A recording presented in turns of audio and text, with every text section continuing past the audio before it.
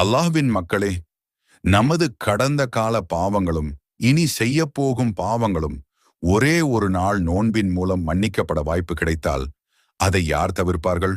அல்லாஹ்வின் மாபெரும் கருணையால் நமக்கு கிடைத்திருக்கும் பொன்னான வாய்ப்புதான் துல்ஹஜ் 9ஆம் நாள் அரஃபா நோன்பு.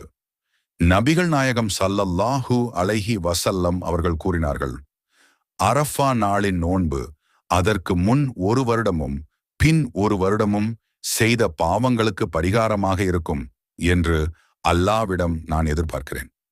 சஹி முஸ்லிம் மேலும், இந்த 10 நாட்களில் செய்யப்படும் நற்செயல்களை விட அல்லாவிற்கு மிகவும் பிரியமான நாட்கள் வேறில்லை. சஹி அல் புகாரி முடிந்தால் முதல் 9 நாட்களும் நோன்பு நோற்கவும், முடியாவிட்டால் குறைந்தபட்சம் திங்கள் வியாழன் நோன்புகளை கடைபிடிக்கவும். ஆனால் அரஃபா நோன்பை மட்டும் தவறவிடாதீர்கள். அரஃபா நாளில் தஹஜ்ஜுத் தொழுங்கள், இஸ்திக்